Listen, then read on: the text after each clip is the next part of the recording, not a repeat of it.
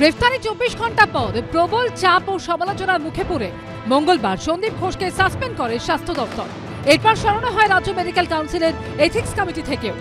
আর শনিবার আরজিকর কাণ্ডের প্রায় এক মাস পর সিবিআইয়ের হাতে গ্রেফতারির 5 দিন বাদে আরজিকর মেডিকেলের প্রাক্তন অধ্যক্ষ সন্দীপ ঘোষকে শোকজ করল রাজ্য মেডিকেল কাউন্সিল। দিনে দুবার ব্যবহার করো স্টপেজ ক্রিম আর নিজেকে রাখো evergreen Keya Seth aroma therapy stoppage cream আর খুঁজে পাও নতুন আমিকে। সন্দীপ ঘোষের বিরুদ্ধে ওঠা অভিযোগের প্রেক্ষিতে 72 ঘন্টার মধ্যে জবাব তলব করা হয়েছে। শোকজের তাদের যে পদ্ধতি, রেজিস্ট্রেশন যদি কারোর বাতিল করতে হয় তাহলে তাকে একটা সুযোগ দিতে হয়, এটা তাদের আইন বলছে, রাজ্য মেডিকেল কাউন্সিলের আইন বলছে। এবং সেই শোকজের 3 দিনের মধ্যে যদি সন্তোষজনক জবাব না আসে তারপর তারা পদক্ষেপ করতে পারেন। ফলে যে বিপুল পরিমাণ দুর্নীতির পাহাড়ের চূড়ায় তিনি বসেছিলেন, এতদিন ধরে তার বিরুদ্ধে স্বাস্থ্য প্রশাসন কোনো ভিজিলেন্স কমিটি তৈরি করতে পারলো না, কোনো তদন্ত কমিটি তৈরি করতে পারলো না।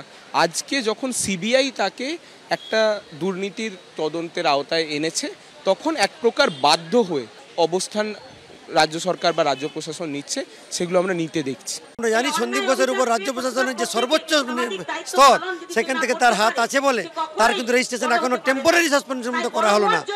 কাউন্সিল অন্তত টেম্পোরারি সাসপেনশন 3 মাস বা 6 মাসের জন্য সাসপেনশন করতেই পারত। সেটা করলে অন্তত জনগণ দেখতো যে কাউন্সিল অন্তত তার দায়িত্ব পালন করছে।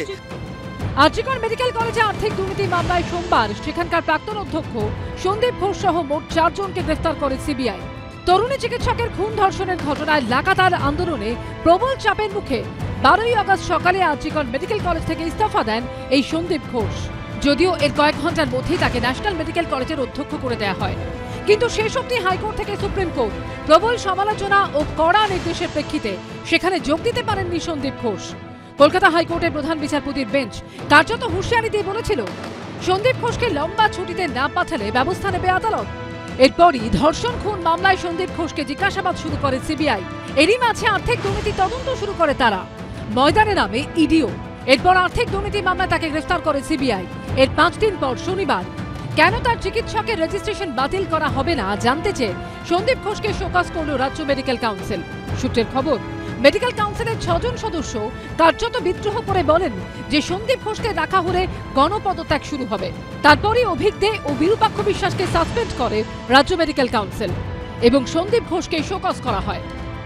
আরজিকরের এক্স প্রিন্সিপাল সন্দীপ ঘোষ, তাকে আমাদের রাজ্য মেডিকেল কাউন্সিলের নিয়ম নীতি মেনে 72 ঘন্টার নোটিশ দিয়ে জানতে চাওয়া হয়েছে যে কেন তার রেজিস্ট্রেশন, মানে চিকিৎসক হিসেবে যে রেজিস্ট্রেশন তার থাকে, সেইটা কেন তার আমরা ক্যান্সেল করব না, সেটার কারণ জানতে চাওয়া হয়েছে। 72 ঘন্টার মধ্যে নোটিশ দেওয়া হয়েছে।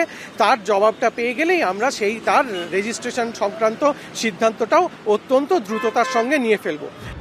অন্যদিকে ফেসবুকে পোস্ট করে তার বিরুদ্ধে সম্মানহানিকর বেশ কিছু মিথ্যে প্রচার করা হচ্ছে বলে অভিযোগ করলেন হুগলি শ্রীরামপুরের তৃণমূল বিধায়ক সুদীপ্ত রায়, যিনি আরজিকর মেডিকেল কলেজের রোগী কল্যাণ সমিতির চেয়ারম্যান। তিনি লিখেছেন, শ্রীরামপুরে আমি বা আমার পরিবারের সন্তানদের নামে কোনো রকম ব্যবসায়িক বা ব্যক্তিগত সম্পত্তি বা ব্যবসা আমাদের নেই। তিনি আরও লেখেন, সরকারের হাসপাতালের কোনো কিছু আমি কোনোদিন ব্যক্তিগত কাজে লাগাইনি। আমার শ্রীরামপুরে কোনো নার্সিংহোমও নেই। সন্দীপ সরকার, রুমা পাল ও সৌমিত্র রায়ের রিপোর্ট, এবিপি আনন্দ।